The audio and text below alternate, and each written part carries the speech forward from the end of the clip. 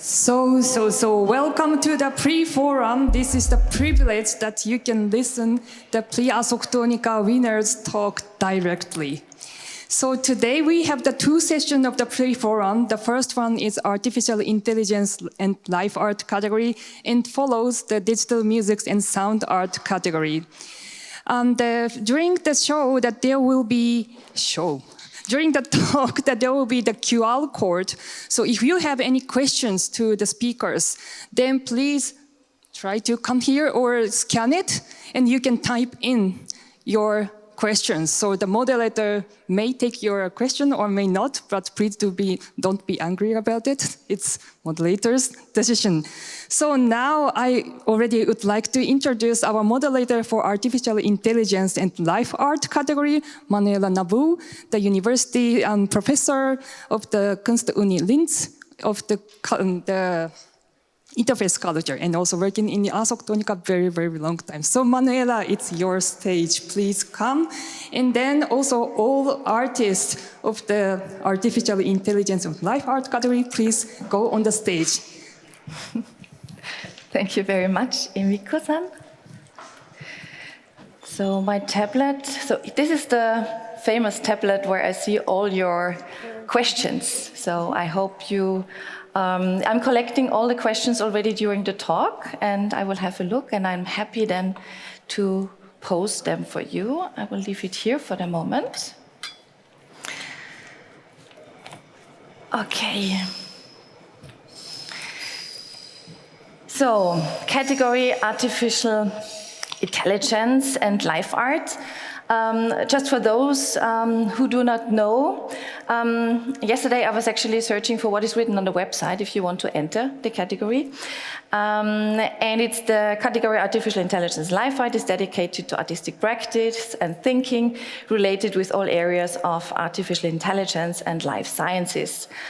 And what is actually maybe the most important part of the sentence is we are also looking for artists to explore the intersections of all these areas that might come with artificial intelligence and life sciences. And the critical reflection of the cultural and social significance of AI and life sciences is also one of the very important questions that are actually also mirrored within all the works that we have on the presentation today, and that are the winners of this category, the Golden Nica from Winnie and the two distinctions from Oron and Jan Zur, together with Steve Berwick and Adam Brown. I would like to ask you, Winnie, to start with your presentation. While I'm talking shortly and introducing shortly who you are, you can actually already start your presentation. Winnie is a Hong Kong-born artist, coder, and researcher, interested in the cultural implications of digital infrastructure that addresses wide power asymmetries, engaging with themes such as free and open source coding, culture, coding otherwise, artistic technical manuals, digital censorship and minor technology. And their work appears in museums, galleries, festivals, distributed networks, papers, and alternative written forms, including co-authored books like Boundary Images from 2023, Fix My Code from 2021, and Aesthetic Programming from 2020. They are course leader at the Creative Computing Institute at the University of Arts London, and Winnie is also an associate professor on leave at Aarhus University. The stage is yours. Thanks so much. Can you hear me clearly, everyone? So thanks so much for having me today. So the topic of my talk is about the artwork that is showing here in Ars Electronica, an erasable characters series, in particular the focus on politics and poetics of erasure. So I'm an artist, coder, and researcher. I have a background in art, technology, and humanities discipline. And in general, my interest is in cultural implications of technology in the area of computational culture. So particularly into power asymmetries into digital culture. So the work that is showing in Ars Electronica right now contains 3 parts. The left-hand side one is the unerasable characters 1, and then with a book and also a stack of paper. And then the second one, which is the middle, which is a big projection on A4 white papers. And then the third version, which is unerasable characters 3, which is on the right-hand side with a computer and a mouse, where the audience can keep scrolling on the web page infinitely. Right. So what unites these 3 pieces of work is that they are or the display of data that are being censored on Weibo, so which is one of the biggest social media in China. So each of the versions deal with different data sets and exploring the medium differently. So this is just really a short artist statement, like a very compressed statement. But I think it's worth repeating here, indicate the aspect of focus of the work or of the censored data. So the Unerasable Character series explores the politics of erasure and the temporality of voices within the context of digital authoritarianism. It presents the sheer scale of unheard voices by technically examining and culturally reflecting the endlessness and its wider consequences of censorship that is implemented through technological platforms and infrastructure. So I want to highlight 2 things.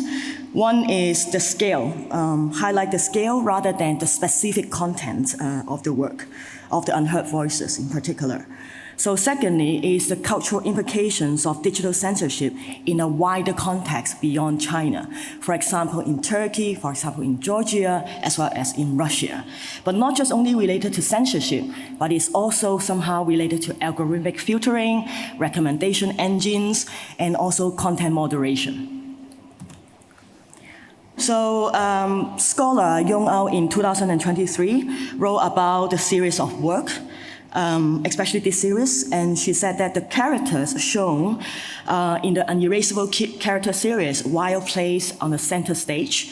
So in a way, it is meaningless because the book, if some of you have visited the exhibition, the book that you are reading, I actually cannot make sense of it as well.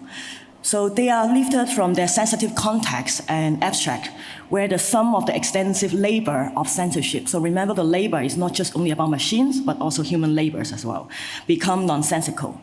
We are left guessing the answer to unseen parts of the equations. What do these worlds belong to? Why were they condemned to erasure? How do they fit into the larger machinery of remembering and forgetting?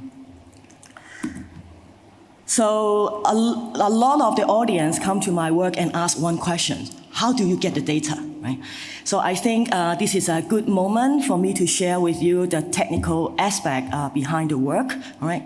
So on the left-hand side, you can see we have a Weibo scope system, which is a research project developed by Dr. Fu Kinghua from the Hong Kong University. So what this system is actually doing is that it follows Weibo accounts with more than 1,000 followers, as well as posts that are frequently being censored, right? So take an example, like if you post something at 10 a.m. today, so the system will keep posting, is it still alive, is it still alive, is it still alive, until your post has been censored, right? And then it will cross-check with Weibo API and ask, hey, why this person and this post has been erased? And then Weibo will respond, of course, in a software dimension, saying permission denied, right? So this is how Weibo scope system able to accumulate the sensor data in the databases. And they release this data every day on a web page. So what Unerasable Character series is doing is really, I have a bot, every day scrape the web data and then accumulate up to a year. So this is also how it works with the censorship. So there are more details that I will show you how you can find further details. But just to give you an overview of the project, so it contains 3 parts, right? The first is the book, which contains more than 50,000 posts that are being erased from June 30, 2021 to 30 of June, 2022. And then the second part, which is the projection that you saw, with more than 140,000 posts that are being censored in the last 12 months, and it's updated every day. So, and then the third screen, the third series, which is a web page, which contained 2,144 posts during the COVID-19 outbreak was started in China. So it's just only 3 months data, right? So this is sort of give you an overview of it. So this is the slide just in case, because quite a lot of people are interested in like how data is being captured and also like what exactly the content being censored. So here are some of the references. I think for those of you who are interested can take a look. And especially the first one, which is also written by Dr. Fu Kenghua and his team around the Weibo scope system as well. So I want to shift the focus to talk a little bit about the process of what are the concerns, what I was thinking when I do the work, right? So this is just to give you one of the examples on what exactly, example of post that is being censored and scraped from Weibo. So it is translated as, is Open Hammer good to watch? So it's very mundane, you know. Also something like today, tomorrow, yesterday. You know, and also censorship is very complex in China. In a way, it's very dynamic, and every day have different kinds of social political events happen. So it's really different. So what I want you to pay attention is for these posts, there are these fields. So the screen name, the censor date, and also the post date and the content. So from an artist point of view, I'm particularly interested in the temporality of censorship. So if you calculate the difference between the post date, post time, and the censor time, you get the time of the visible time, right? So how long a post can stay online, right? So this is my interest, right? So this is like a really quick few seconds time-lapse animated GIF from unerasable characters too, starting from a busy canvas, and then slowly depend on the visible time calculation, and then display the whole canvas as a blank canvas. And then the work will refresh and then get the updated data. Right. So I also want to put out this quote because I want to also think about what is the notion of erasure and how is it related to wider broader context of computational culture. So all of us live through some forms of erasure. That is the experience of having our sentences cut short, or the experience of being the subject of the moderation that occurs across communication infrastructure. It is having information curated for you, whether by machine, by hand, or by something else entirely. So in that sense, the work of Unerasable Character Series is really the departure point, you know, the departure point based on a particular context in Asia, but then it's also invite all of us to reflect upon what actually present to us in terms of information on our interface. How can we remain critical in terms of what kinds of information present to you, right? So I also know there are campus education, campus exhibition here with a lot of students. So I think the slide might help because these are the questions that I have in mind during my thinking process of working for these projects. How to work with data? What might be the potential questions we could ask when we have a data set, when we look for a data set, right? So how would you familiarize with the data? What are these data? What is the source? What are the infrastructure involved? What are the data fields available? What do these data represent? How are data being captured? And particularly for digital humanities discipline in academia, they are interested in content analysis, like what is the most sensitive keywords? What is the trending censorship keywords right now? Right? So what do you find interesting about the data from an artistic point of view, and why? So when you do parsing of data, what data will be removed and cleaned? What is the direction or objective in showing or visualizing the data? What is the materiality and characteristics of the data? And how would you like to visualizing the data? So these are some of the questions in mind when I did this project. So to complicate a little bit more about the concept of erasure, so I have been working on this project for more than 5 years. I also had another work called Unerasable Images. So this one is particularly focused on characters, like the personality of social media, and also the symbols and text. So for me, how I think about erasure is more than just deletion. It's very complicated in the digital culture, like, for example, when you are deleting your data and you are like, oh, I want to recover the data. So you might actually go to the repair shop and they will find ways to recover your data, right? So data is deleted does not mean that it is really erased. So what does it mean by erasure? But erasure is also related to the rights to forget and also the rights to remember. It deals with visibility and availability. These two are two different concepts. What is visible to you? The data are already available, but it's not visible to you, right? So, and erasure is also related to like unreadable, something that is unerasable, and also unhearable, right? So in a way, I also see it's a form of generativity, not just only delete, but what kinds of forces that it can generate through the thinking of erasure. So this is just quickly walk through the three projects. Unerasable Characters one, which is a thick book, around 3,000 pages, which is inspired by community movements, especially white paper protests and blank paper revolution.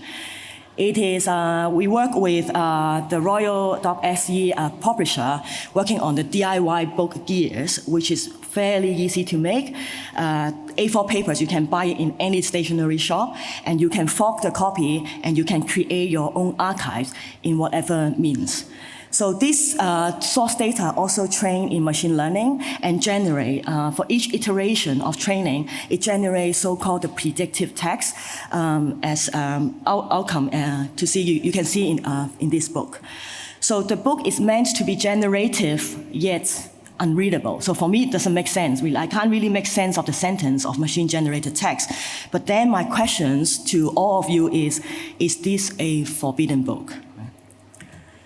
So we also, together with the publisher, we also have some small editions of the book that it is available on the website. So feel free to take a look and support the project.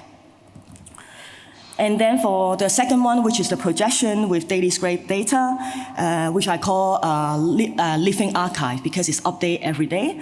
It captures this kind of like dynamic characteristics of the tempo of erasure. It is something deal with appearance, something that is not there, and it's an endless cycle of scraping the data and displaying the data. And then the last one, Unerasable Characters 3, which is a website like constantly scrolling, which is situated in a particular context of COVID-19 outbreak, which was way earlier started in China than in Europe. So it is an online commission piece that I did during the COVID time. So remind us COVID and also information distribution is really important. So it deals with invisibility, deal with unreadability, and also the temporal and spatial dimension of unheard voice. So this is the last slides of my presentation. So I recommend you to check out with Ars Electronica blog because I did an interview together and they asked a lot of really great questions to unfold the projects. I just want to highlight for the last question that they asked. In what ways do the three works in this project act as lyrical repositories for suppressed voice? So I would say the poetics lies in the invisibility of censored text from a very concrete post, tweet, and collected data in Weibo scope to the further repositories that are vaguely made visible. So the tension between visible and invisible, erasable and non-erasable is something I want to surface, in which suppressed voice can provide generative power. Although the subject matter is a bit heavy, or because actually quite a lot of audience came to me with tears in their eyes that can relate to their situation, right? Or critically and politically charged in the works, I want to present the suppressed voice in a poetic and generative way that can stimulate discussion and reflection on the normalization of censorship, as well as algorithmic filtering in a broader context. And artwork actually comes with a lot of people helping. So these are all the people behind who are helping and supporting the project. Polypoon, Dr. Fu Kinghua. Without him, I can't work on this project. Greg Sharma on the Python text predictor, DIY bookbinding tools, Oli and Joey. Microwave International New Media Art Festival that allowed this work to show in Hong Kong, Australian Centre for Contemporary Art, the first time that I showed the 3 series together in Australia, and also exhibition designer John Colin Brandon. Thanks so much for everyone. Thank you. Thank you very much, Winnie.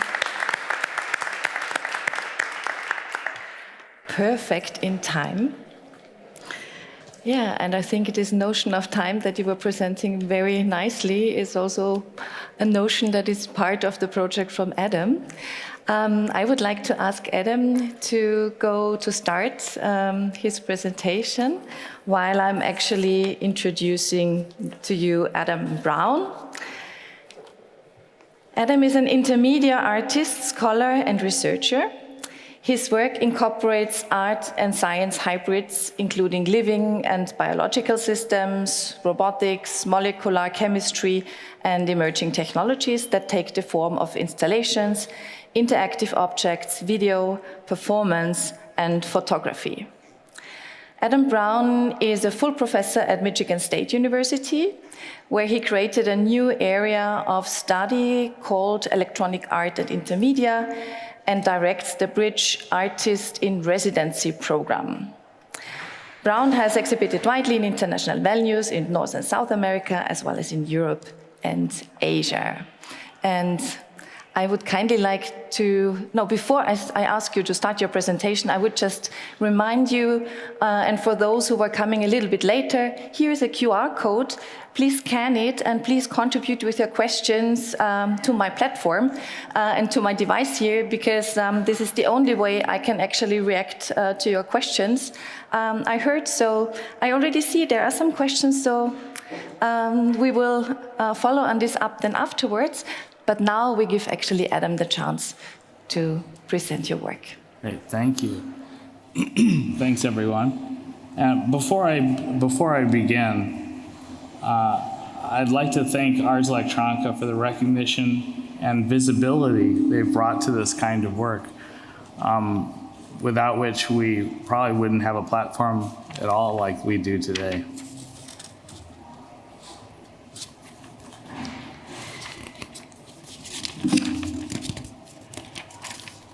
I also direct the Bridge Artist in Residency since 2015 at Michigan State University. I'm going to use this moment to give a plug to what we're working on.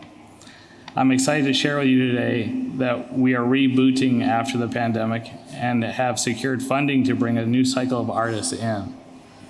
Please help me share this information. The call will be coming out in a month or two, and we'll invite artists to stay for an entire semester and interact with the research on campus.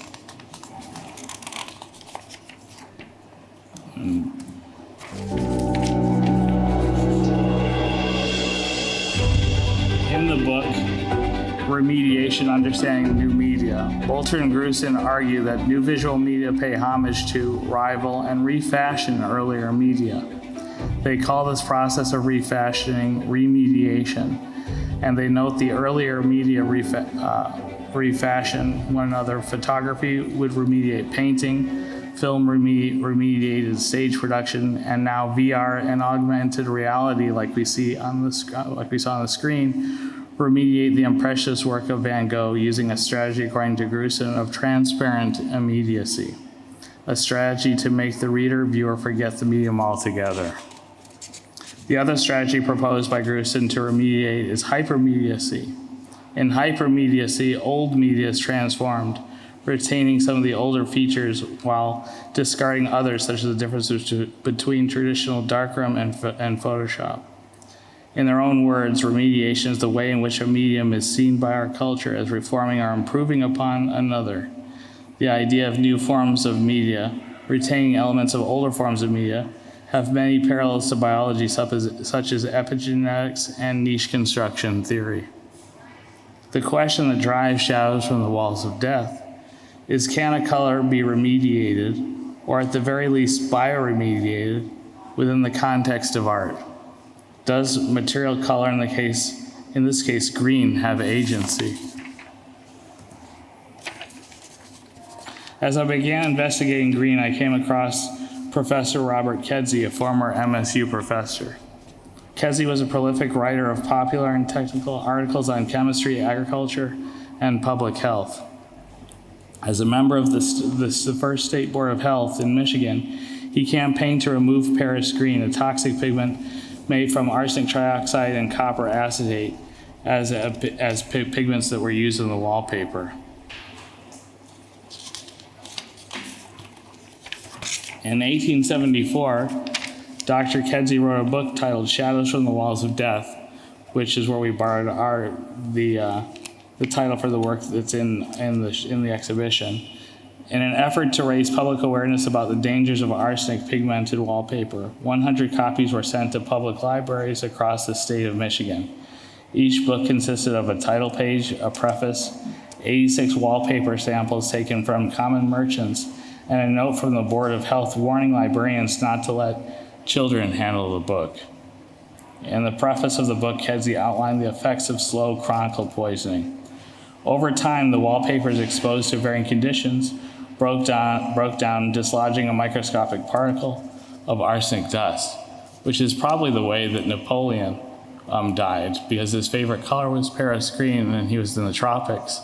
And while he was in the tropics, there was a methylation of the wallpaper itself, probably with a chronic poisoning then affecting Napoleon.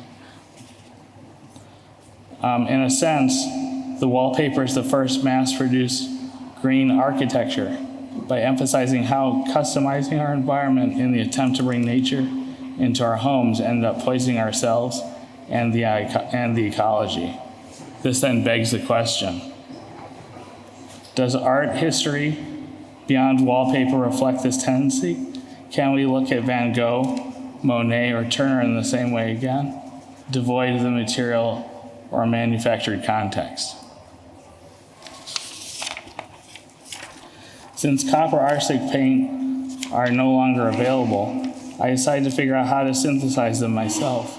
The research is focused on bringing to the fore these paradoxes and contradictions by recreating the processes necessary to create toxic green paints, to use them to paint impressionist-like paintings, and then to detoxify them using nature itself. We could recreate in a chemically safe, controlled environment the arsenical greens, shields, and Paris greens from scratch, reestablishing the painter's material connection to the paints. These paints were used to produce impressionist paintings and then remediate the toxic nature of the paints using these forgeries. Bacteria is capable of metabolizing arsenic into safer forms.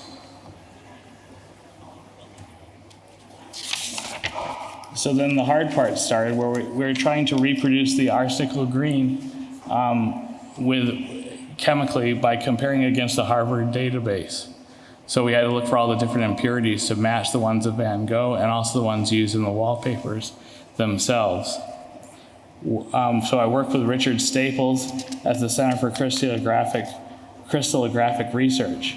The X-ray crystallography revealed a perfect match that were housed in these records. This is Shields green, which was the first one. That was later transformed to Schweinfurt green, or Paris green. And you can see there's also an exact match that we were able to come up with after working on it. These bright new natural greens, such as Shields and Paris green, were synthesized from toxic arsenic compounds that poison not only the industrial workers and who fabricated in the environment around the factories, but also the painters who used the paints, the people who put the wallpapers on their walls, the women who wore the green gowns, and the people who ate the green candies. Yet nature is clever. The new toxic environments and materials with the poison humans being longing for greenness became new niches for organisms that could exploit these toxins as a source energy. More specifically, the performance and installation series, Shadows from the Walls of Death, deconstructs the symbolic superficial use of green as a masquerade supposedly synonymous with ecological and vegetal health by recreating a highly toxic pigment called Paris green and then remediating it with the assistance of an extremophilic bacteria that we'll do later after the lecture today. There's just some quick videos I'll run through here because we're getting close to our time. Handing out candies. Making one of the pigments.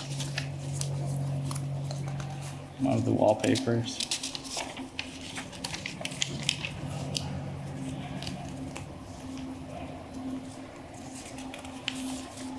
Which then I wanted to take the last couple minutes just to show you what I'm working on now within Shadows from the Walls of Death, the next stage. So it's part of a National Science Foundation grant that examines the transport of metals through a plant and in mycelial and bacterial microbiome. So we're looking to see the way that plants can, and in conjunction with mycelium and bacteria, can absorb these heavy metals such as arsenic or chromium. I'm currently working with a radioisotopic chemist from the Facility for Rare Isotopic Beams at MSU. This project stands at the juncture of art history, media, archaeology, and science. In essence, the endeavor harnesses the intrinsic properties of matter to recreate, remediate, and phytoremediate Van Gogh's favorite color, Paris green. So we're essentially injecting the plant, or letting the plant absorb arsenic-73, which is a radioisotope or a radioactive version, like a tracer you'd put into your body. And then once that happens, the tracer or the radioisotope of arsenic is then absorbed into the plant.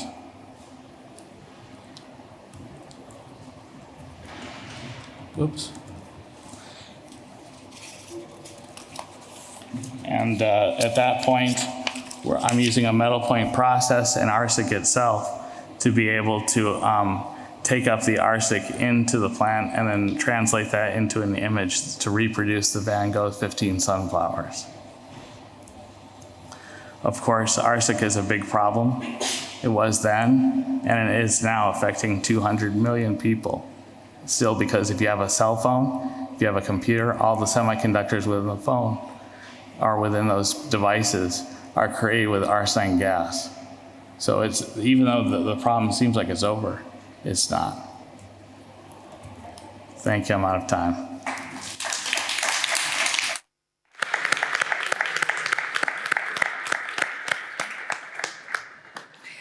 Thank you very much, Adam. So this was Shadows from the Walls of Death. And now I would like to ask for the last presentation, Symbiotica.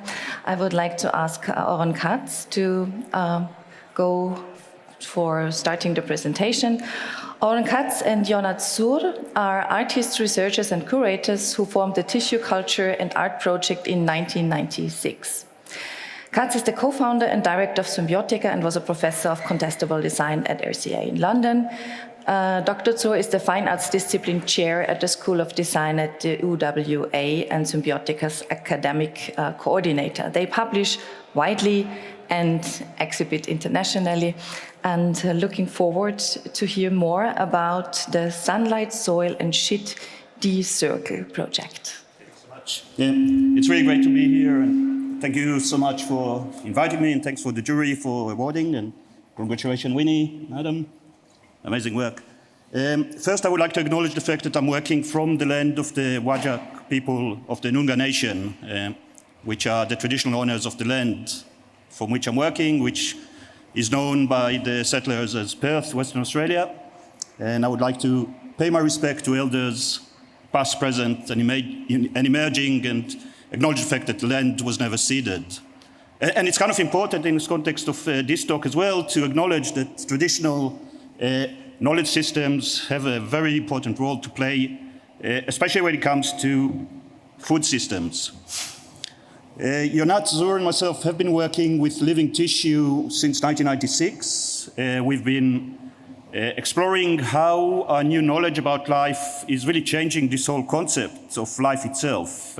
How we as a society, how we as culture need to grapple now with very strong contradictions between our cultural understanding of life and what we're learning to do to life through science and technology. So one of the things that kind of makes sense is also to engage with one of the most intimate relationships that we can have with another life form, and that's consuming them as food and incorporating that life form physically in our body. So that's the reason why we started to work with meat. Apparently, we are credited as the first people to grow meat in the lab. We've done it. The first piece of meat we grown when we were research fellows in Harvard Medical School back in the year 2000. But ever since then, we had to start to do more and more work around it, even though we're doing many other projects around the idea of using living tissue as a medium for artistic expression. We had to start to respond to what's going on in the world. So here's just a series of, just to show you some of the works that we've done around the idea of alternative proteins and different types of materials. So we grew leather back in 2004.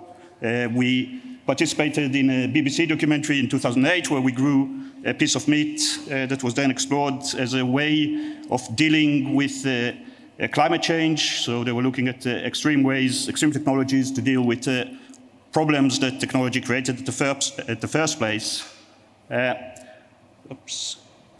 Yeah, I've done some food performances. I actually invited Mark Post, who is credited as the first to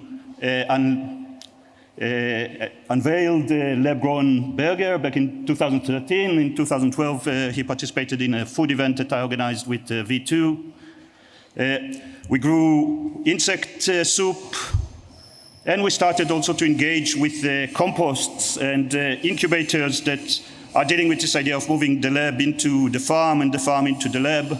We also done a piece called Vapor Meat, where we basically created vapor out of lab-grown meat, with obviously a strong reference to vaporware. Life is entering. Can we get the volume up now, please? At this moment. Watch me now. Wow. It's yeah, that's the seeding. It's like being a farmer and seeding your field.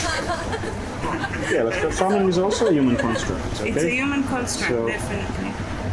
But it's just a difference in complexity. But what we're doing here is basically creating something that couldn't exist in nature, which is parts of animals. Those cells can. All right, so that was the first time that anyone put into the mouth, or at least documented when someone put into the mouth a piece of meat that was grown in the lab rather than the body of the animal. That was Joe Davis. Was part of an exhibition curated by Jens Hauser in 2003. So it's exactly 20 years since someone put into the mouth this piece. Other participants in the dinner were not that happy to swallow it. They spat those bits out, which we then collected and shown in the follow-up exhibition called The Remains of Disembodied Cuisine, which you can see here. So obviously we're not trying to fix the world. We're not trying to solve any problem in the world. We're trying to see how that changes our relationship to the idea of life, to other animals, to other life forms. Since then, as you would know, lab-grown meat became a really big industry. The first company to get an approval to market lab-grown meat is a company called Eat Just. They're based in the US, but they got an approval in Singapore. This is from their website. So basically they're saying that there's nothing natural in the way that we are currently growing and consuming meat, how we manufacture animals and treat them as commodities is new and unnatural, and I suppose we can all agree with it, but for them this is the new nature. Yeah? So they talk about the idea of growing meat inside those basically big bioreactors as the new natural way of growing meat. But as Jonathan Safran Foer reminds us, factory farming, and I would say all of those types of approaches, consider nature itself to be an obstacle to be overcome. There's nothing natural. They're actually trying to fight against nature. And that leads us to the idea of metabolic rift technologies that we are developing. This idea that those companies are promising us that somehow by decoupling our means of production from nature, especially when it comes to food production, we can somehow save the world. Yep. Yeah, so those ideas, we refer to them as metabolic rift technologies. Those people are actually proud with the notion of the metabolic rift. Those are examples of Prometheanism that really favors extractive approaches. And it's very similar to the mindset that tries to push us into this idea of the metaverse, the idea of nature-free sites for human habitation, where our relationship to the real cost of our existence are totally being erased. it's not that we are not going to have an impact on the environment, we're just not going to recognize it because of all of those layers of technology.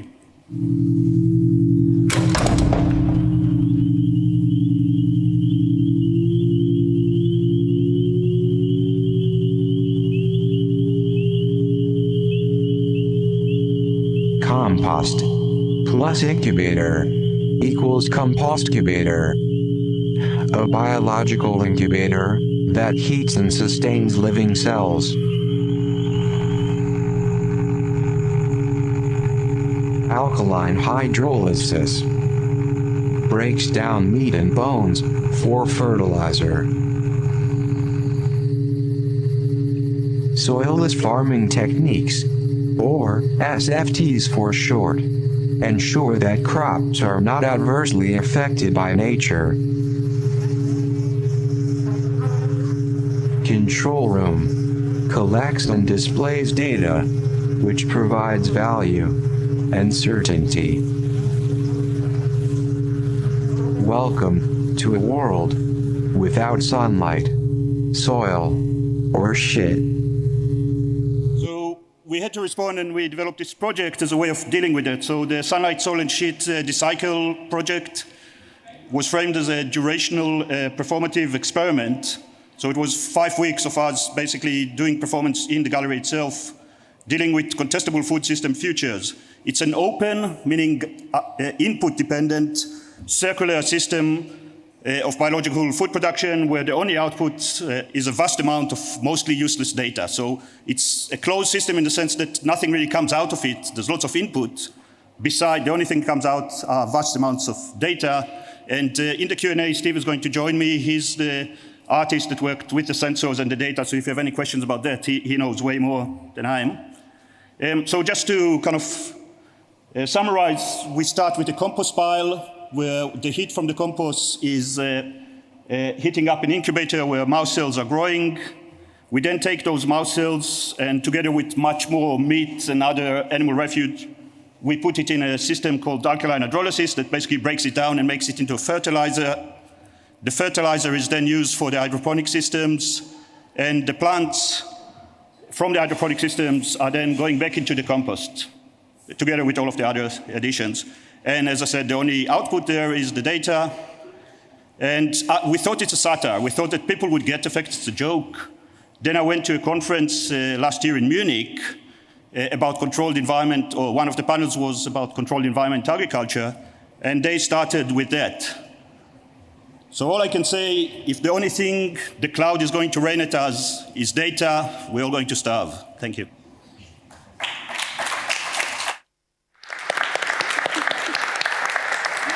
May I ask now Steve, also on the stage. Steve Barrick, also a part of Symbiotica, works with code, specializing in designing highly technical interactive systems for performance and installation.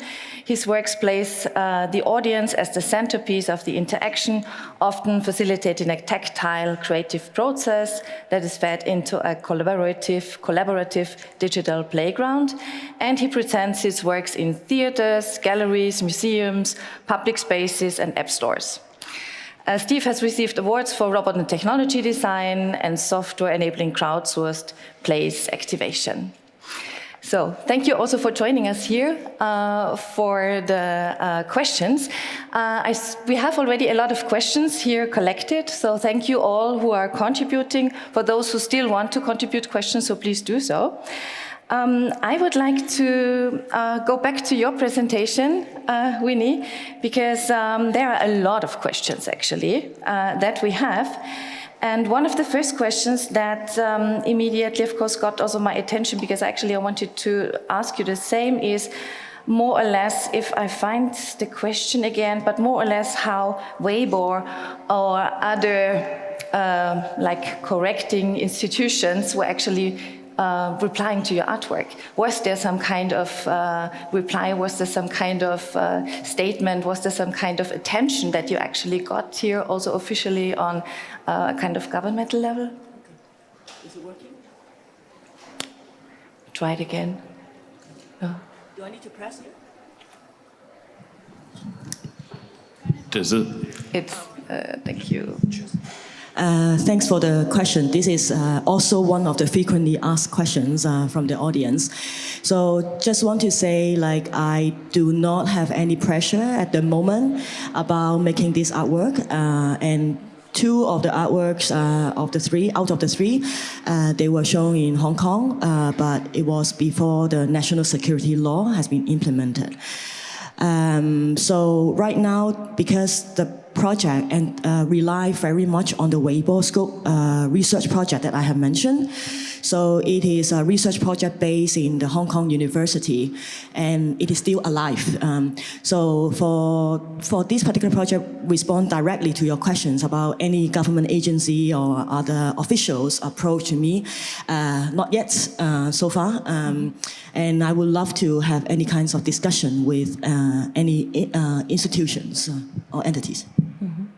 On the other hand, I mean, you are actually live tracking if something is censored or not, especially with the projection screen, right? So this is the second part of the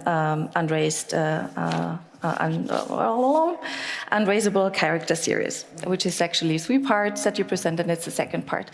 And here, what I actually found super interesting is because we can see how long a sign is actually alive, even though we all cannot read, which is, of course, also, I think a lot of people also pose the question to you.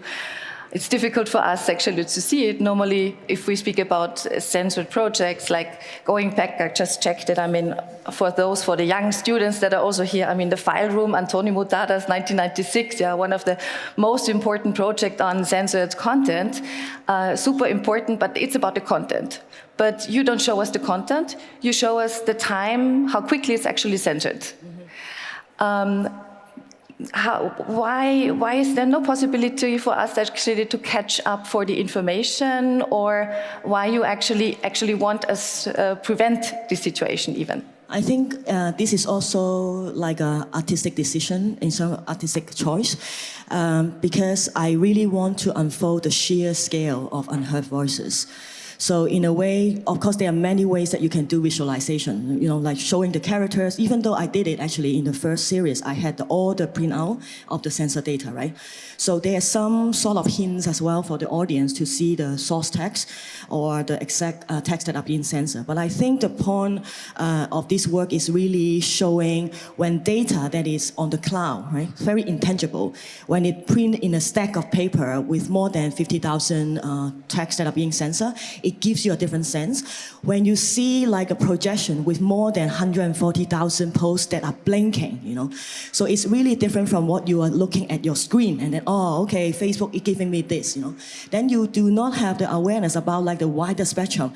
How does it feel when it is actually so many voices that are trying to speak, but it's silencing, So I think I want to focus on this aspect, and this aspect also can relate to wider societal issues in the Western world as well. Mm-hmm. Thank you very much. This brings me then also this kind of social relevance, then also to you, Adam, immediately. I mean, your research that you actually did, and so this long-term way of actually dealing on this topic. What is actually the most important thing that you are sharing with your students about your work when we actually speak about our contemporary world and actually the toxicity and arsene and actually how it's actually influencing us? What are you, why is it so important actually to share it also with young people? I think that it's maybe you have to take, it's this one. Okay. Purple's better. So I would say that to try to learn from the past, and that we haven't really learned too much, and we seem to continue down these stretches. We continue in time to continue to pollute our world with these industrial manufacturing processes. I would say that would be the big thing I'd like to reveal to the students. I mean, we go up to the northern area of Michigan where they have abandoned mines. They're still polluting the waterways, Lake Superior, the fish population with mercury, lead, arsenic, and other metalloids. So it's just because you don't see it doesn't mean it's not there. And I think it's very important that we reveal a lot of the intricacies of the history and within the science and the ecology of what we're doing to our world.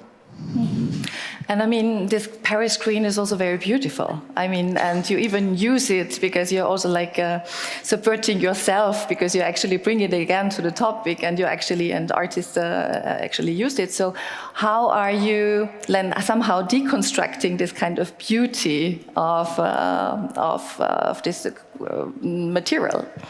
Well, I mean, it really is the ultimate in the term of what a sublime image is, right?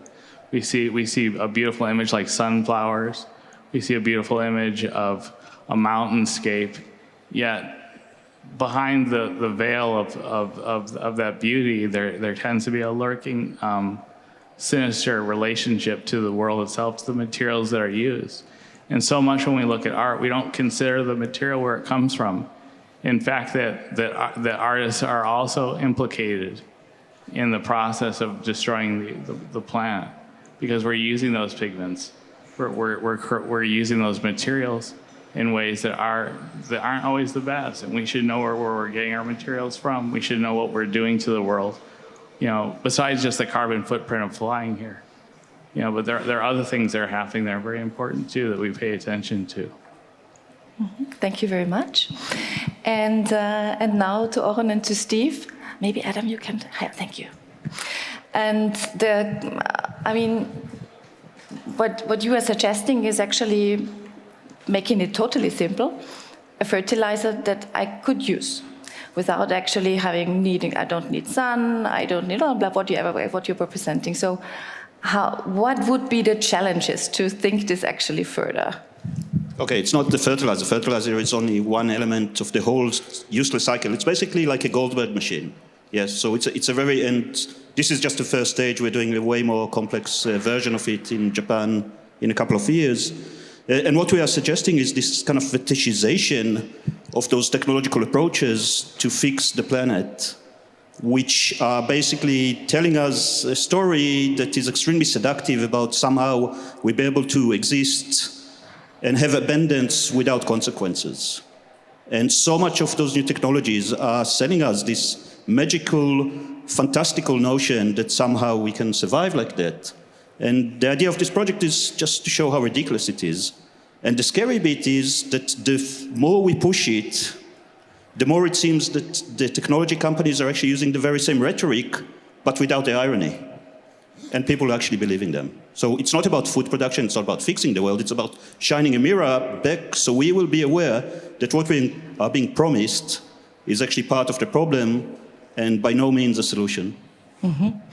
And for example, there is one question I see, this person says to Oron, I see soil as being the key non-human actor here, given the main layered potentialities. Just wondering if you may want to expand more on that, making new data connections?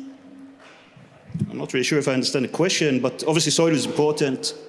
Those companies, all of those soilless agricultural technologies somehow give us this fantasy that plants can be decoupled from the basic thing, and by that also not just decoupled from soil as a material, but soil as a living thing. And the fact is that that plants have a very strong relationship with the soil through mycelium and bacteria that is absent from those soilless systems. Yeah, so it's not just about the removal of the kind of the particles of soil. It's about the removal of plants from the context from which they're actually extracting everything which is important for us, and it doesn't return anything back to us and to them.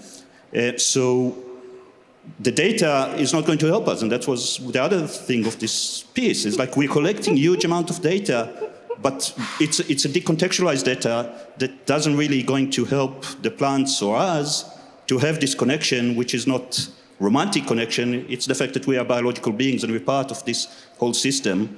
And this coupling is just, again, a tech fantasy that is not going to do anything besides creating more damage, because the more we're removed from the actualities of the impact of our existence, the greater the damage is. Mm-hmm. And Steve, you are in which, so your contribution to the project, were you also involved in the installation itself and in the presentation of the installation? What are the challenges here? Yeah, that's right. So we wanted to cover as many sensors as possible, collect data from just things in the room, things that were being part of the installation, but also other almost incidental things. And then present that data back in kind of beautiful ways or ugly ways or ways that were, just ways of displaying them as imagery or aesthetic, really. Mm-hmm. And maybe a last question to all of you. What was actually the driving thing behind when you actually started the project? Especially here, because you are very much also data related. So there is actually on the one hand the data collection. Was there also forced? You are also working. We have this kind of artistic. It's not only visualization. It's actually an artistic experiences that you are providing. How is it that you, as artists working with data, is it actually first the collection and then you actually have the idea of this installation? It's an ongoing process since a lot of projects that you actually do, but maybe you can, in particular, because we have very different approaches here, maybe you can just quickly mention how the work is actually how the work came together. For me, I guess is the social, political environment really influenced my work, not just only in a social context, but also in relation to technologies, how surveillance technologies and also privacy issues and also like the oligopoly infrastructure of our technologies really inspire or embody in my ways of thinking. So, of course, one of the motivation is really about thinking about what does it mean by the fear of self-censorship.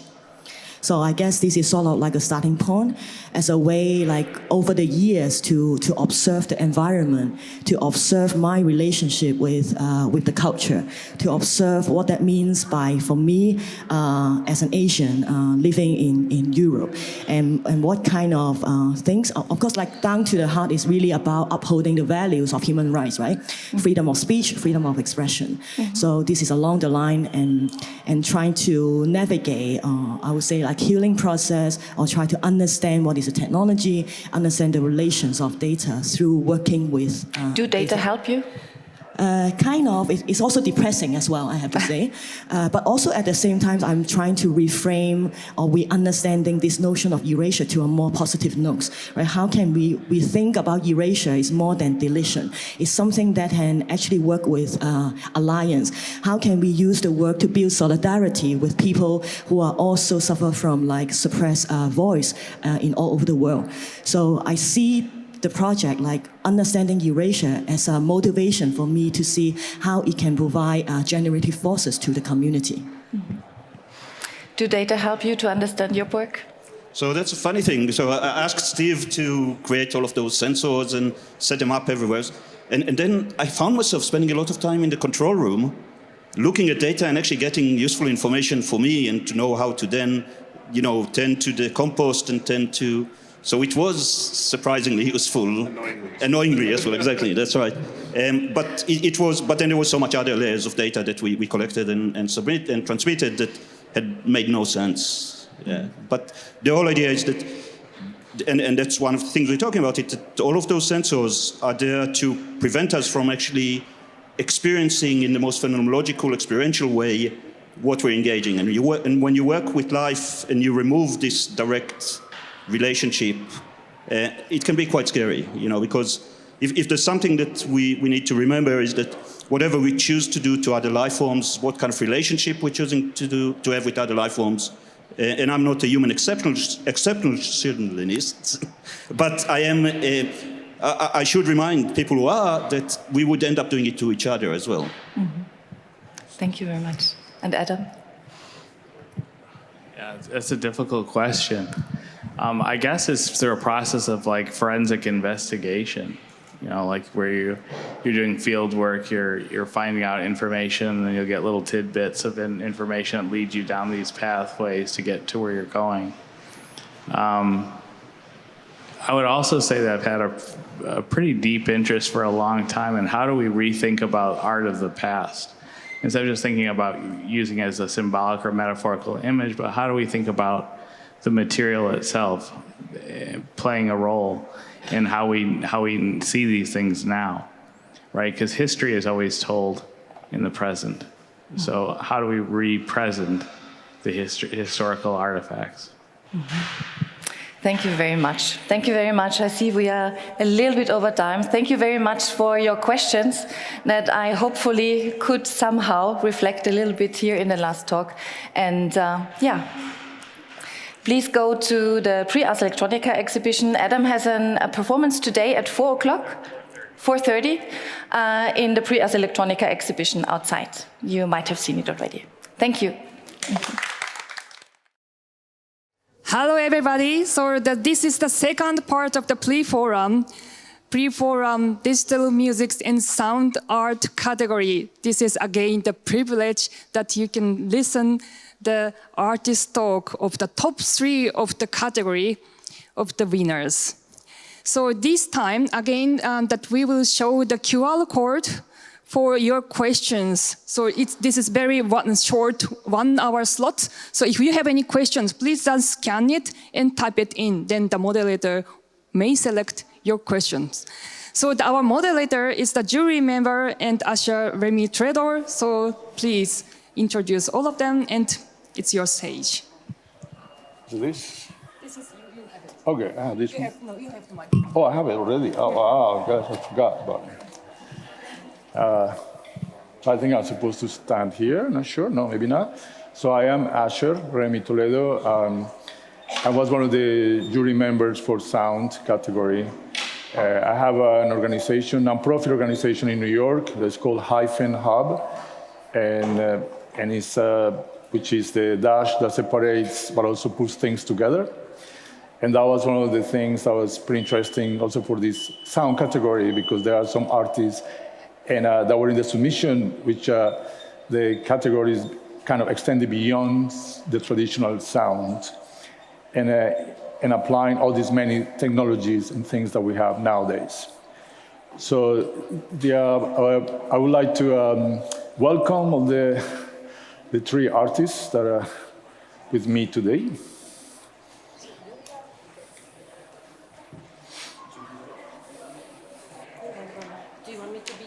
Yeah, right. Maybe here. Yeah, I see here. Okay, I think Juan, you go first to. Could you go there to the presentation? So I will skip all that presentation of the curriculums that we did before formally, and we just go to the point because we have very little time, and each artist will speak for themselves what they do. So Juan Cortés, the Golden Nica winner. Yeah. Thank you so much, and good morning to you all. The project is called A Tale of Two Seats, Sound and Silence in Latin American Andean Plains. I want to introduce you to a territory. This is Colombia, but it's also a territory shared with Venezuela. It's a very special territory, which was very well known for being non-fertile and for being recovered in the 1970s by farmers who were working with a plan of the government so that the soils will be restored and recovered using indigenous technology.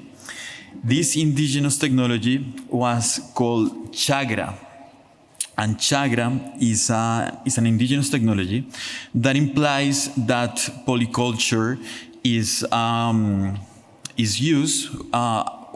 Polyculture using endemic plants is used to create several different crops, and between the 5th or the 6th, the crop is burned, and then those ashes become part of the way to fertilize the land, the soil.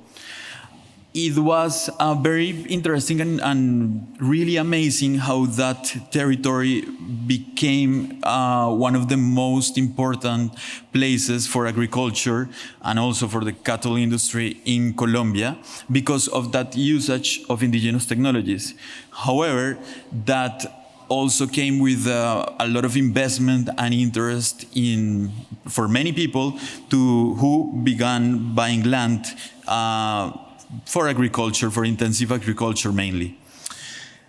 All of this story is deeply inspired by my father, who is used to be the most important scientist working with soils and researching soils in Latin America, and he was the most important scientist in Colombia who directed the main institute for the soil research in Colombia. In Colombia, we have a very, very important history with soils and with the lands. Most of our conflicts have to do with land and with the usage and with the ownership of lands. So this problem that we are trying to talk about with this project, it is of great importance to our countries. This is one of the main books of my father called Colombian Soils, Suelos Colombianos, and it was published in the 1990s. Let's wait, okay. So the plant that we are featuring, or the problem that we are featuring, began with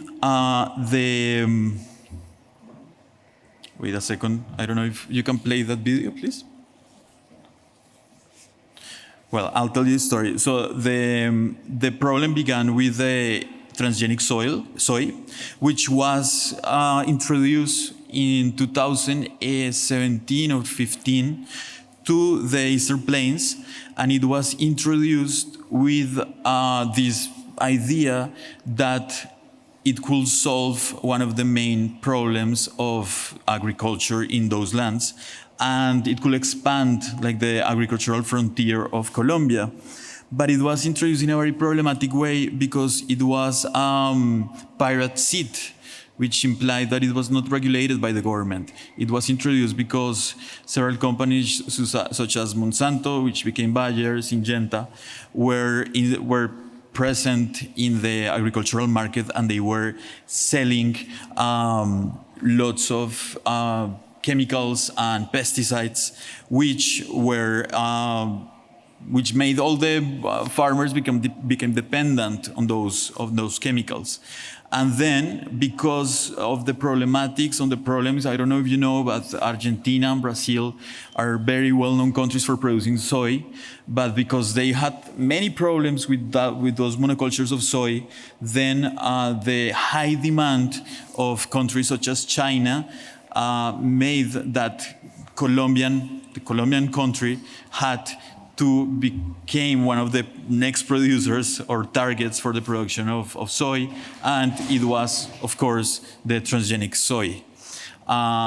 So that became a huge problem into the year 2017. The second plant, we tested these files yesterday, so I'm sorry that they are not working. Yeah, the files are not working. But okay. The second plant is the amaranth plant, and the amaranth plant is a plant that is endemic to the Americas and that was sacred for many indigenous cultures all across the Americas. So the Aztecs, Mayans, Chibchas, Muiscas, all of them used the amaranth as a center of their food production. And it is very interesting that that plant became the plant that was inserting and resisting on the monocultures of soy all across the continent, which is very symbolic, no? You can see with this plant that is considered a plague because it's inserting inside the monocultures of soy, but was sacred for many of our cultures and has a high nutritional value, no?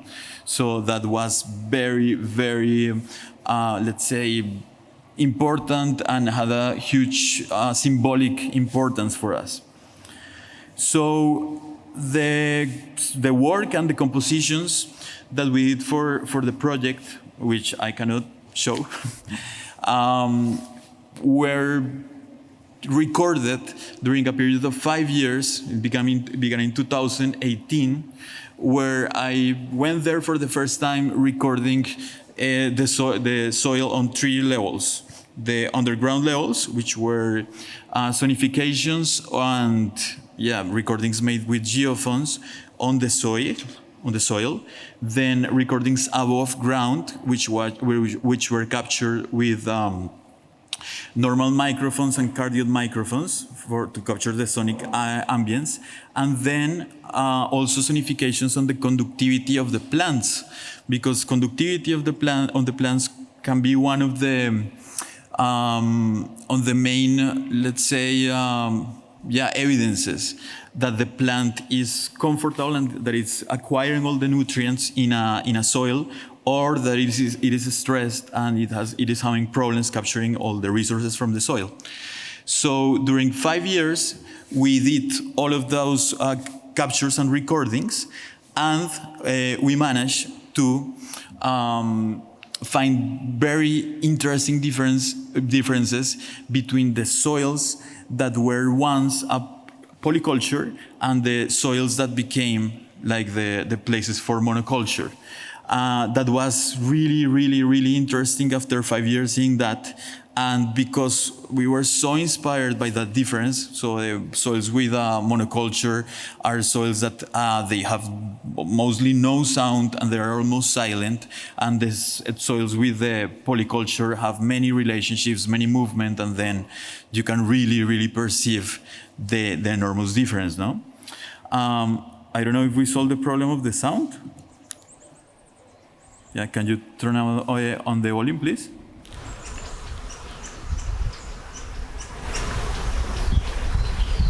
This is the first recording we did in 2018.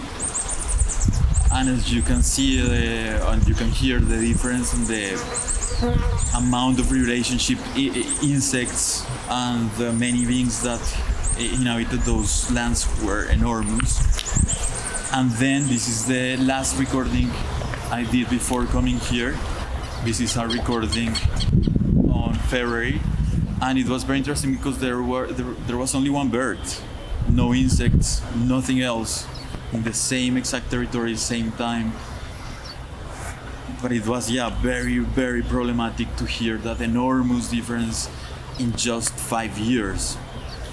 Then the other thing I wanted to show you, thank you for fixing the sound, is the sonifications of the Amaranthus palmieri, which is the endemic plant.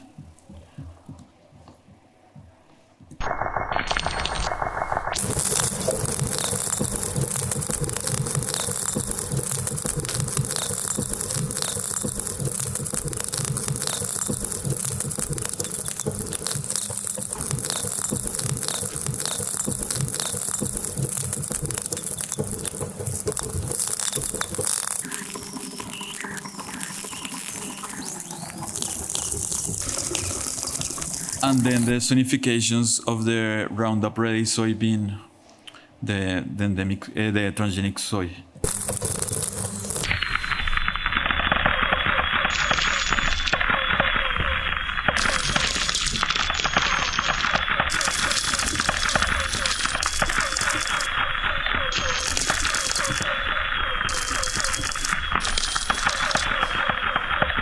It was really, really interesting to perceive how the soybean, the transgenic plant, had a very, very erratic behavior in terms of the signal.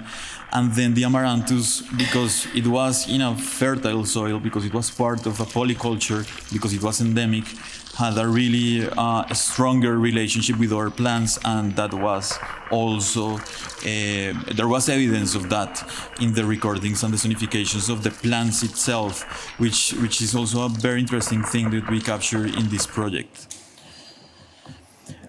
This is, of course, a problem of the economic system and the ideology behind the progress of the territories in places like Latin America, which are places to export and to extract resources.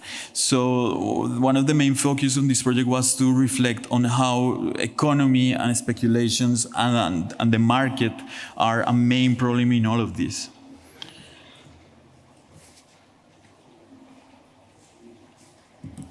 So together with the compositions that you can hear in the basement, we did also algorithms such as this one. That is an algorithm that shows how the agricultural industry and companies like Google are creating models so that the farmer, not only the farmers, but the industrialists could see how to make more profit out of cultivating a specific transgenic plant on a specific territory. So they can use the algorithms to model a territory, and then they can use the algorithms to model the plant, its characteristics, and then to see how the plant can grow over a territory, a specific territory.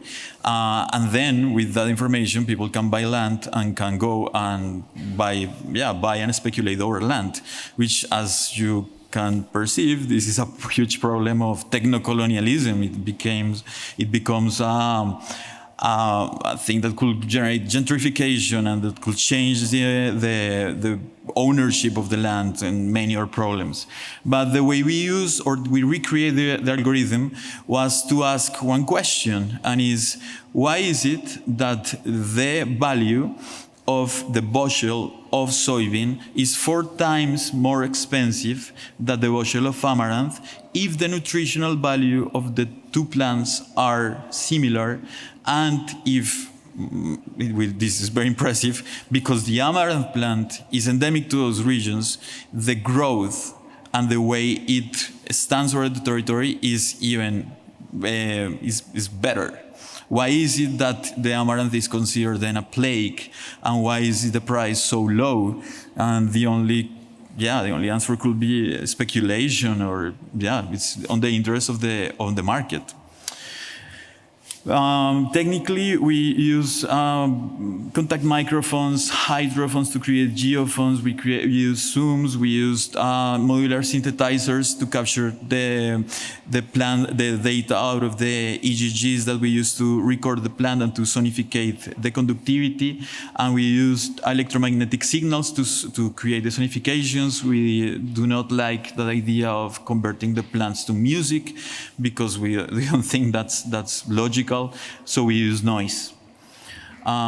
This is one of the most impressive things of this project. The following comparison. The recordings and sonifications highlight several important findings. Up the volume, please? On the one hand, the contrast in sound in a soil that has been exploited in monocultures versus a soil that has been used for rotational polycultures. And on the other hand, the impressive sonic evidence of the loss of relations and alliances between species of a territory before and after the advent of a monoculture presence.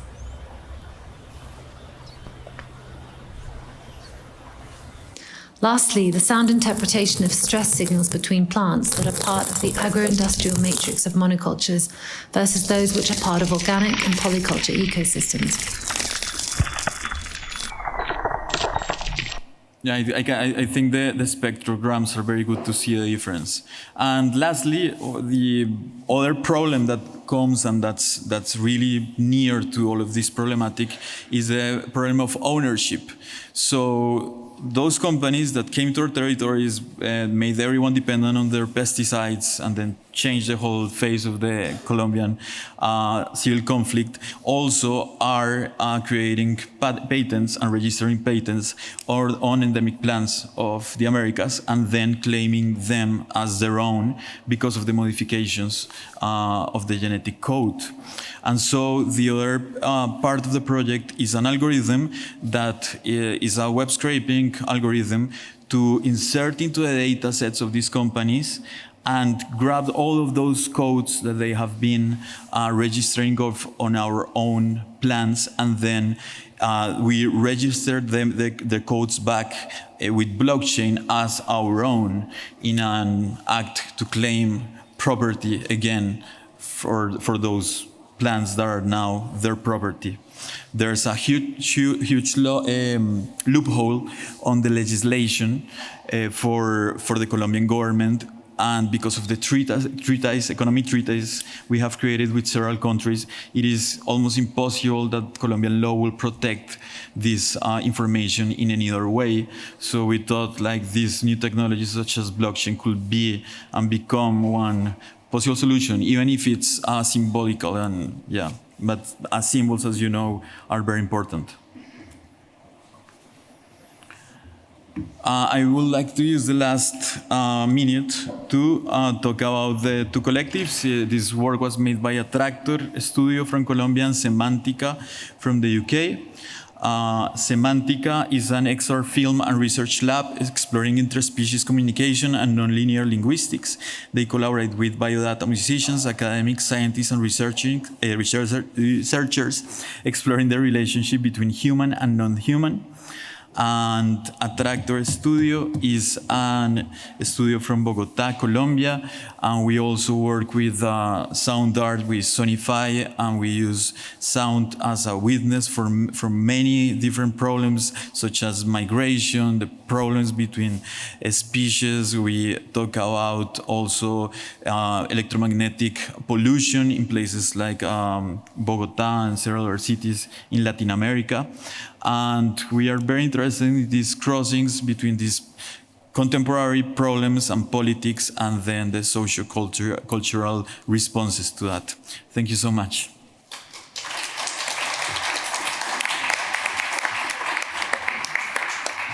And now I would like to invite to the podium Julia Rommel, who's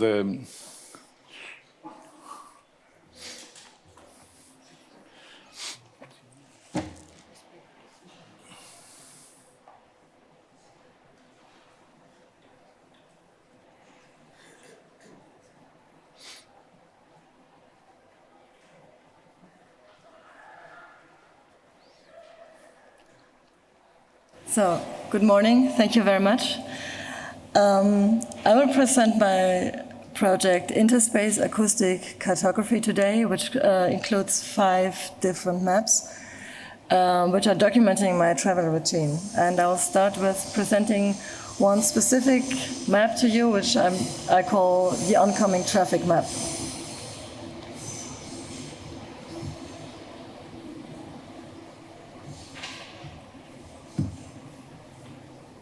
Can you start, or?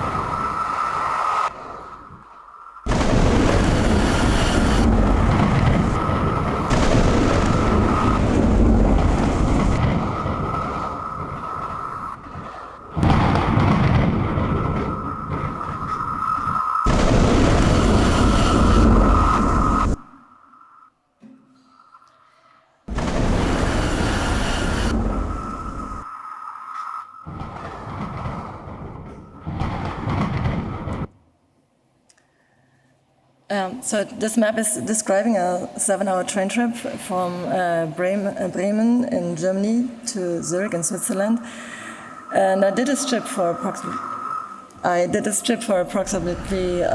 20 times, but it's one specific trip which is documented here. During that trip, I was documenting all the trains that were coming in the oncoming direction of my train. And as you can see, I'm using different types of arrows that are standing for different speed of encounter or for the category of the train. Each of the 5 maps I documented is connected to a specific aspect of the interspace that is important to me. This map deals with the meaning of direction, with my inner dialogue of getting back and forth. It was developed at a time where when I was working and living in several different cities, so I didn't really have a starting point or a point of origin that I would return to after my travels. It was more like a circular movement. So I was constantly dealing with this question: am I leaving from a place, or am I traveling towards a place? So for me, also, this is a linear map. In my perception, I'm like thrown back with every encounter of the train, or like almost changing direction again. As you could hear, this topic I associate with sounds of a thunderstorm. I'm playing with this time gap between the electric stroke and the actual acoustic explosion of the rolling thunder. And it's very important for me to give a precise image of this surprise of the encounter and the impossibility to capture this event in a way, because it's over in the moment that it's happening. I think it's fascinating how you can hear the landscape when you're sitting in the train. Like, of course, you can hear if you're crossing a bridge or if you're going through a tunnel, but in fact, every barrier that is next to the train will reflect the sound and will change it. So if the train passes by a wall of 1 meter height, you will hear the difference if it changes to 1.50 meters, for example. I would like to give you an idea about the creation process of the cartography. I think it's important to know that all this documentation that I'm doing is done analog by hand. There is no digital self-checking in it. One reason is because I started documenting my time in transit as in a time when the smartphone was not invented yet. And I'm going to show you this very early example of a list. So for more than a year, I was taking notes of all the destinations that I would go to, including the means of transport and the time that it would take me to get there, I was counting from like 2 minutes on. So for me, there's really a big difference between the analog and the digital documentation. With the automation, I just feel less connected to the data. I think you only receive an overview, but you never go through the data again in a linear way. Means if I'm documenting by hand, I get in contact with this data for several times. Like first time during the day when I'm taking the notes, in the evening when I bring it into the computer, and then when the actual image of the map is created. So in fact, for me, this manual data collection is the important part of the project. So why am I doing this? No, that was too fast, I'm sorry. Obviously, because I was spending so much time in transit and it enjoyed this time as a place where I could concentrate, as a place of contemplation. It almost became like a state of mind for me, and I tried to search a way to measurement this space. And then it's very important for me that those maps are really triggering my memory, because like every single point on the map is standing for one event of my life. So taking those notes really seems to intensify my memory in a way. And apart from that, I'm just interested in this setting of my cartography, because in a way, I'm only inventing symbols and signs, icons, and the structure, of course, the basic structure, but the arrangement of the map is an automatic process that comes just from the data of the traveling. And I enjoy very much that it's an unpredictable result, and it's a bit like watching something growing in a way. So this documentation is not obsessive or meditative. I think it's more like a positive routine. And I really like that the production is more random and casual that I'm doing. It's something that just accompanies me throughout my day. So what happens after the documentation? The graphics are very detailed and precise, but very rational, and I wanted to find a lighter expression for it, in a way, a more agile expression, and also to allow the audience to get a more intuitive perception of it. So me as a scenography, I was wondering how can I get this data back into space? Because at the end, my maps can be read as graphical notation that are open for interpretation. So I'm going to skip this now because we are running out of time. Because there is my first attempts to work with performative action. I get now it's running, but at the end, this was too much of an illustration for me, and I started to look into the idea of introducing sound. So at the same time, I received a scholarship from the Center for Arts and Media in Karlsruhe, where I had the opportunity to create a work for the sound dome, meaning I really was able to arrange my space-related information as sound back into the location. So I tried to handle the sound as the third dimension of my 2D maps, and exploring this auditive information within this context really was a crucial discovery for my whole artistic topic of orientation. And I realized that sound is really must have a huge potential to be used in navigation system. Thank you. Thank you very much. Very beautiful. Now, Alba, Triana, with the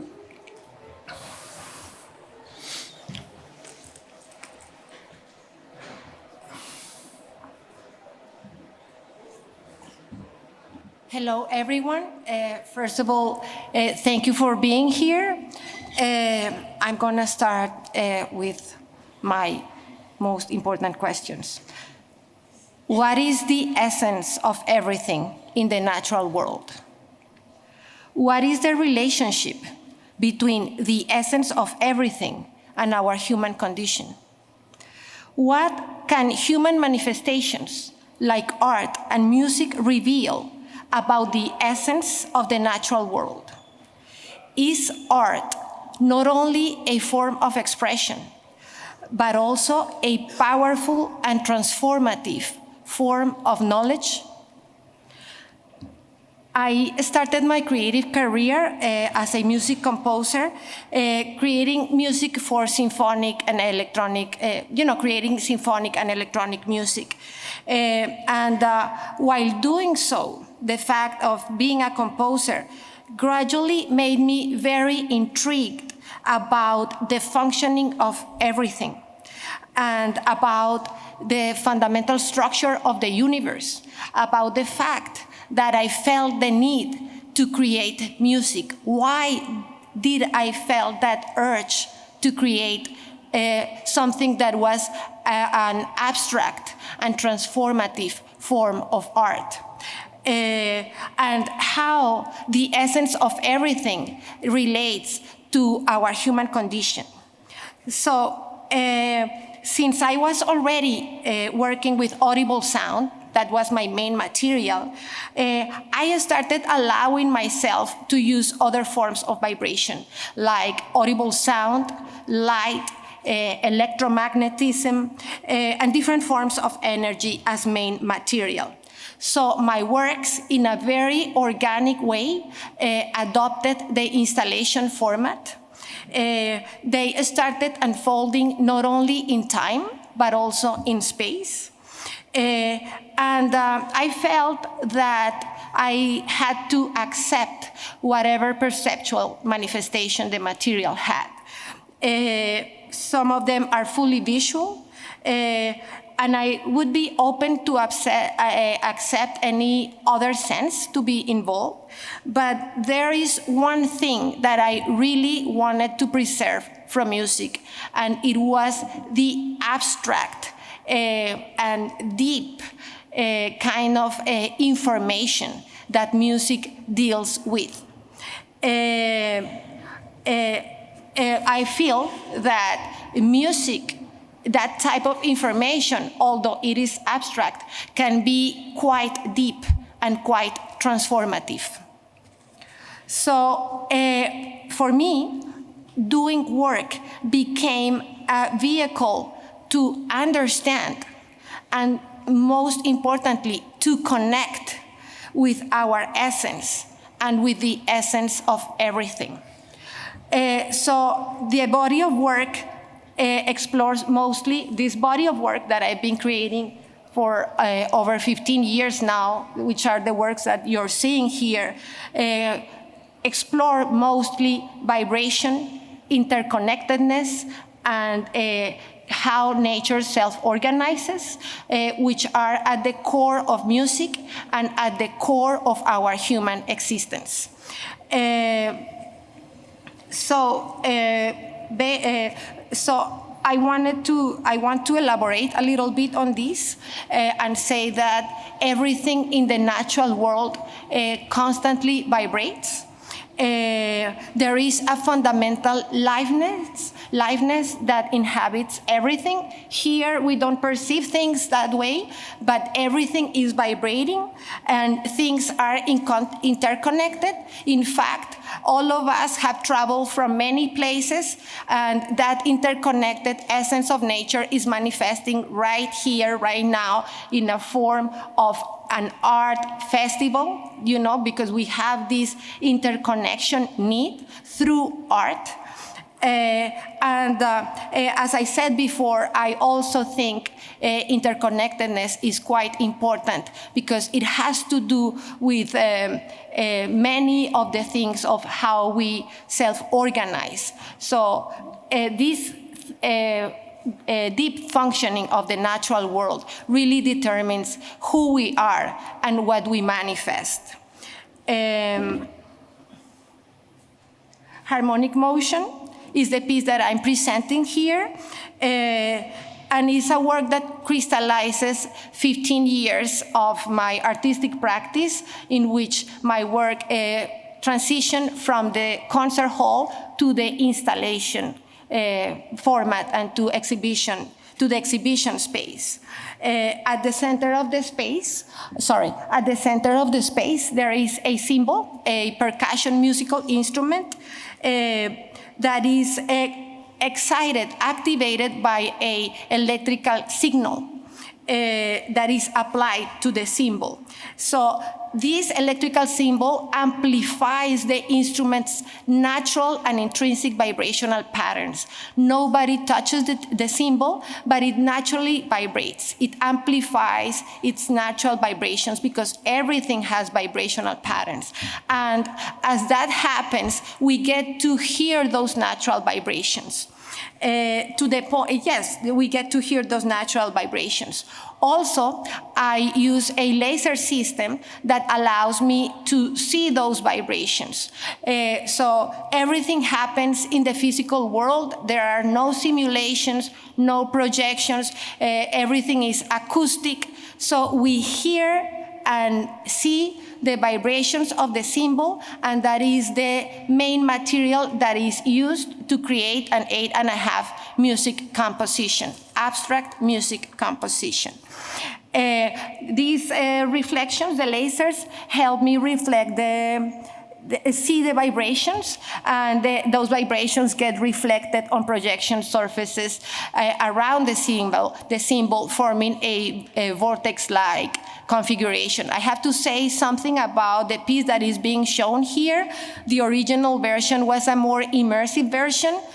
People could walk in between these vibrations. It was more conceived as a vibrational environment, but the piece here, due to the laser restrictions in Austria, is a little bit more, is a little bit smaller, but of course it still has its integrity. So I'm gonna play an excerpt of the piece.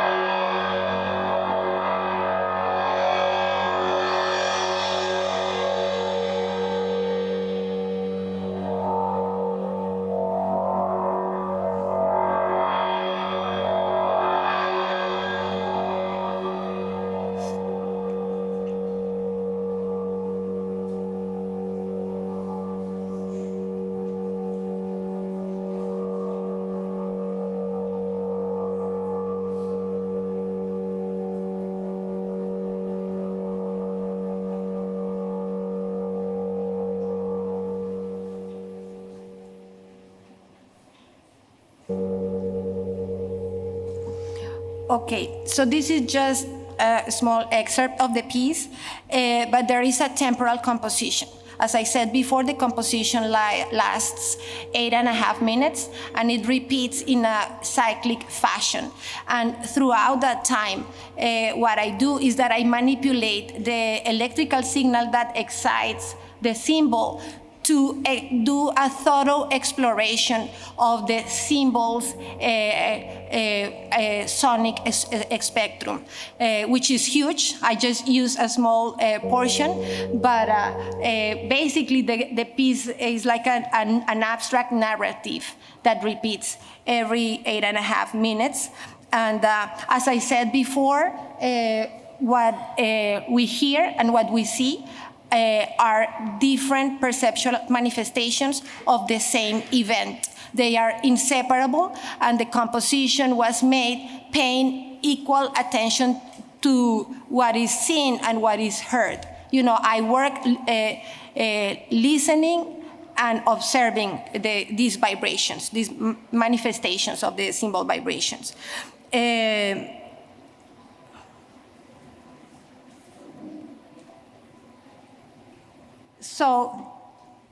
I'm sorry. I didn't know that I'm running out of time, but if you have any questions, I will be happy to answer your questions afterwards. Thank you so much. Thank you.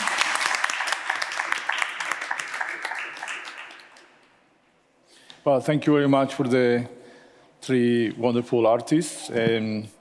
As I was saying before, this was a kind of very, very challenging decision for the jury because there were so many entries, and each of them was very diverse. It was and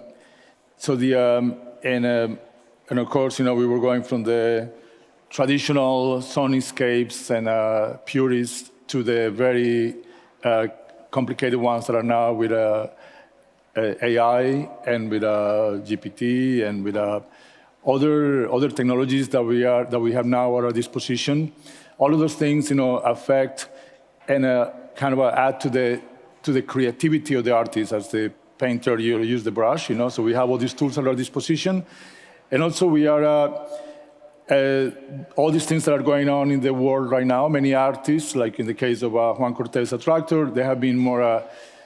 Also because of their location in Colombia, the country that has gone through a lot of difficulties, social problematics. So the artists cannot really escape that in a way, and they want to reflect it in different ways. And this one is, so I would say that every work that we have, it kind of represents a little bit of the locality where the artist is coming from. And we try to see that as well, and see what kind of new sounds, new ways of expression we were finding among all the artists, what was like really catching our eyes. And it's, so It doesn't mean because there are some artists that were not awarded that the work was not good. Actually, it was also super excellent. And but it's, I found it was now after the decision, like I knew I was familiar with the work of Juan, Cortés, the Tractor, and Alba. And, and I was not familiar with the work with Julia until I was invited to be a juror.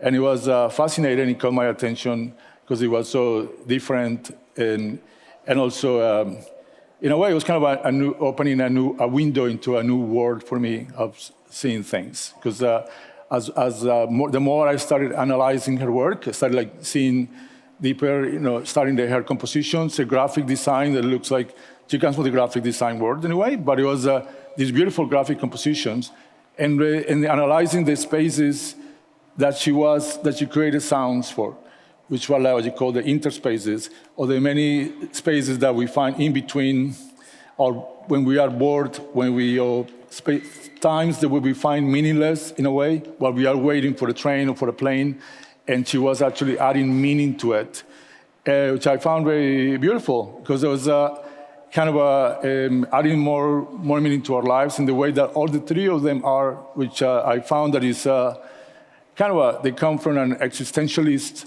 point in a way, where they want to be more in touch with the world where they live in, and each in their unique way.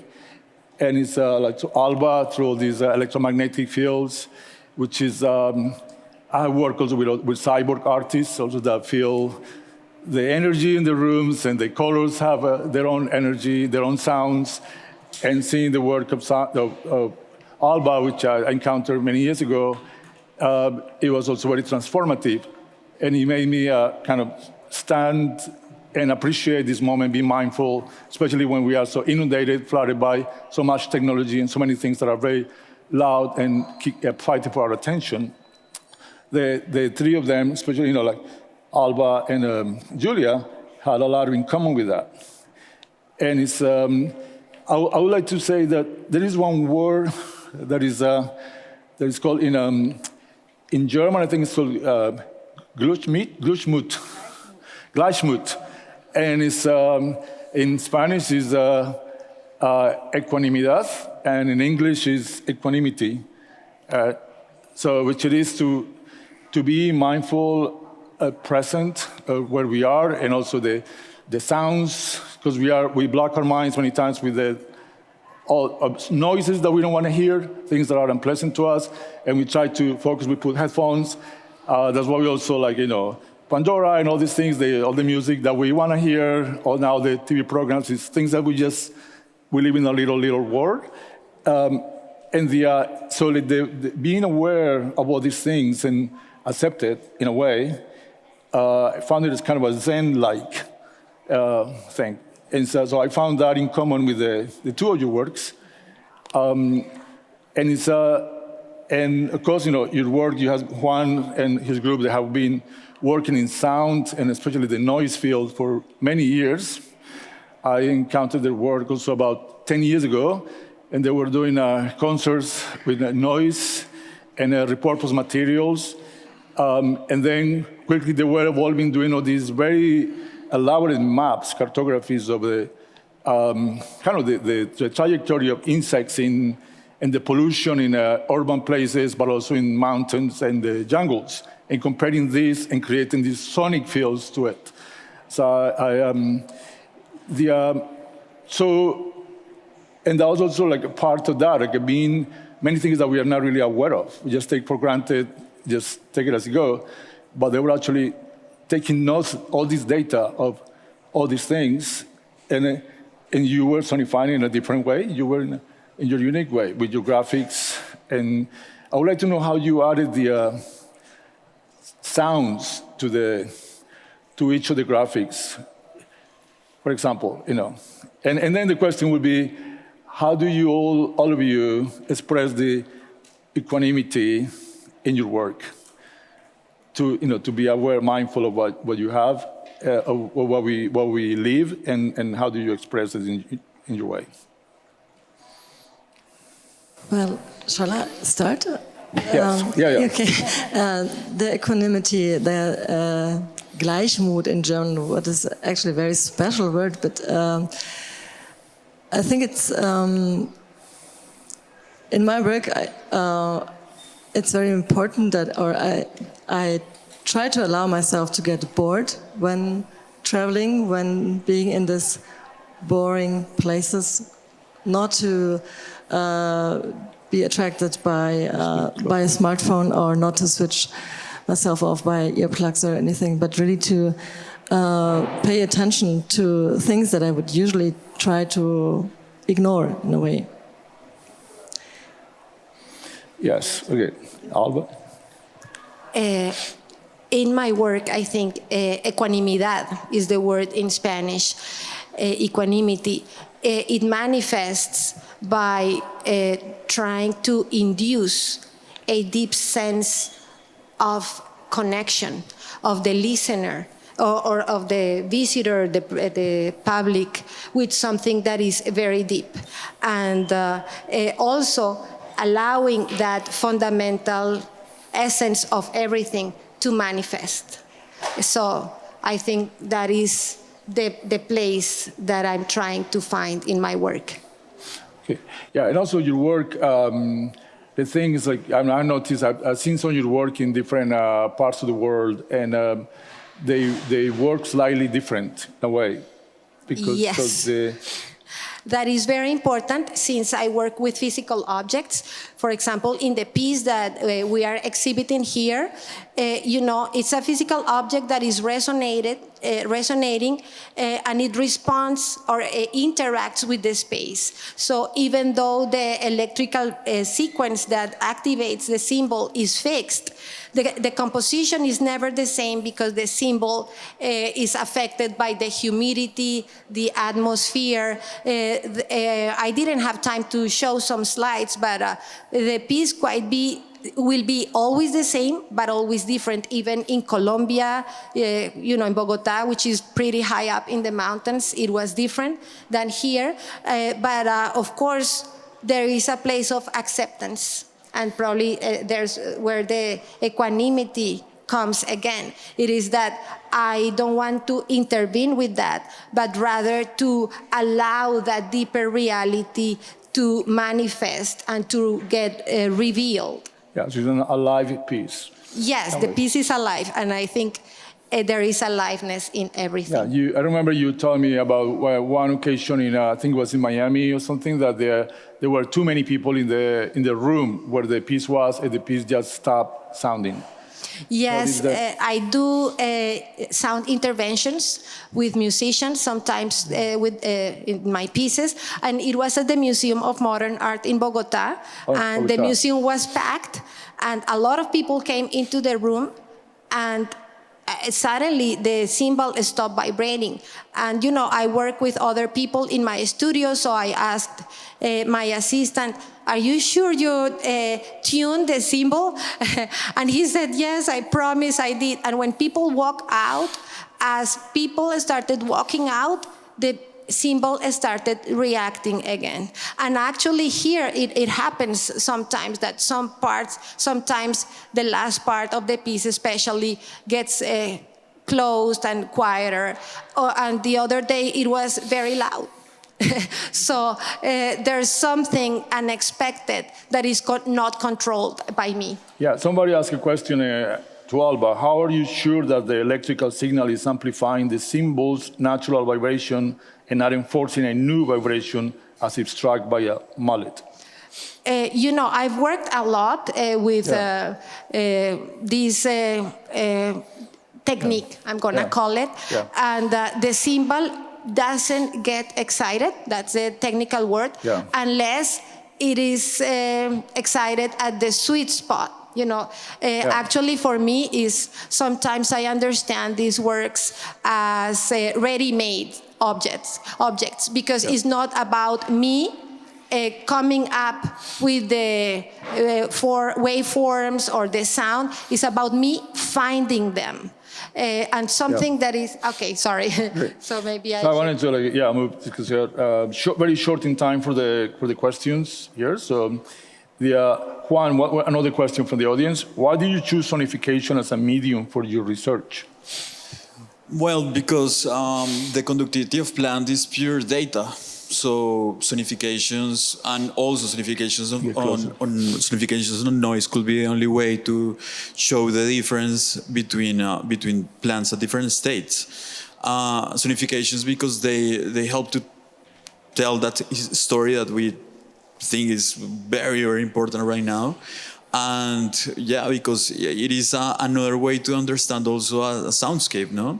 Through the conductivity of beings and how they behave or they are in different situations. That's why we chose that technique. Yeah, that kind of brings me back to Julia. We were talking about, you were saying that you work a lot as a sound map, for us to move around. And it's and we also brought up the point, like how will it work for somebody who's visually impaired? What would be the difference? Because we are more visually oriented, the ones that us who could see, but the people that cannot see, they feel totally different. So you were saying something about it. Yeah, I'm not sure how people that cannot see would react to this piece, but I think it's, for me, it's a big inspiration, like this technique of the click sonar that blind people can learn to orient themselves, to give orientation to themselves in space. Like they're producing sound themselves, which is reflected by their surroundings, so there's like almost a visual image that they can create in their mind. Does this answer the question? Yes, I mean, I think that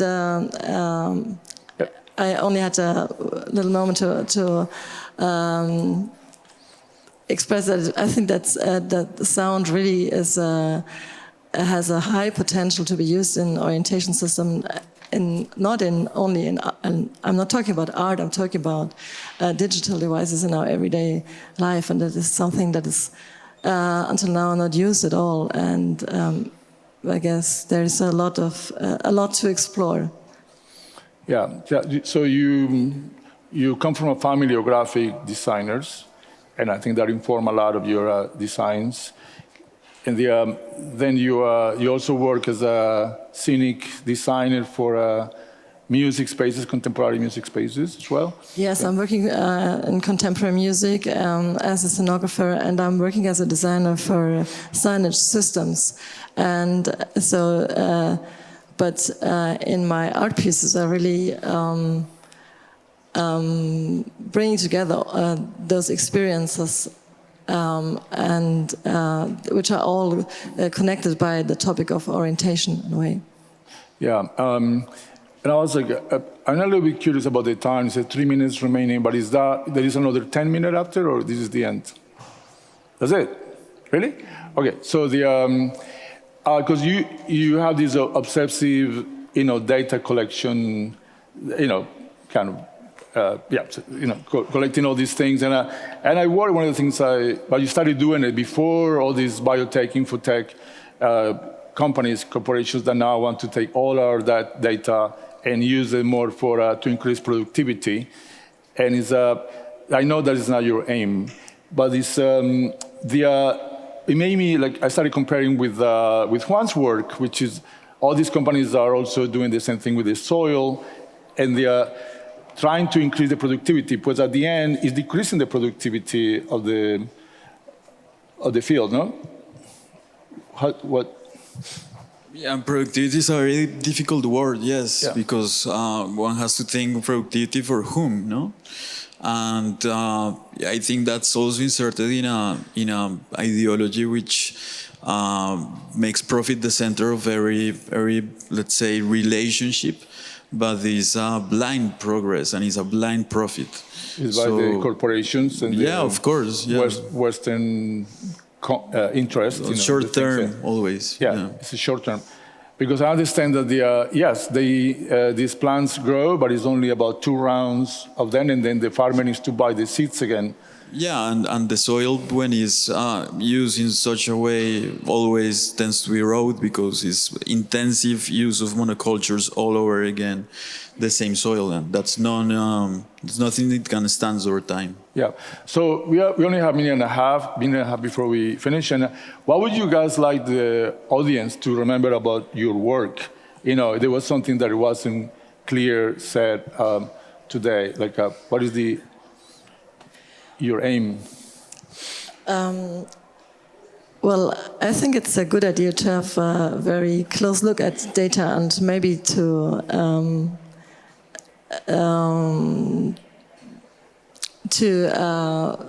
sorry, like it's okay. Maybe yes. I think something that I would like the audience to remember is that we can trust music, we can trust art, and we can conceptualize, do many things, but there is a deep space in art, and we don't need to make it only utilitarian. Yeah, we can exactly. take it beyond. You know, there is a place that is beyond the utilitarian, and that place, it is the only place that's my personal belief, that can help us solve our deep issues. Yeah. How about you, Juan? Last words? No, that sounds cool. Also, yeah, a witness of several very important processes that are happening in the Americas, and culture is also very important because that's where we put all of our beliefs, and in order for that to really evolve, we need to expand that. And I do think sound is a great medium for that. That's what I would like people to take about this. Sorry that I couldn't post all the answers because our time is very, very short. But there are some great questions, and I hope you all enjoyed the presentation and got something good out of it that will stay in your head after this. Okay, thank you.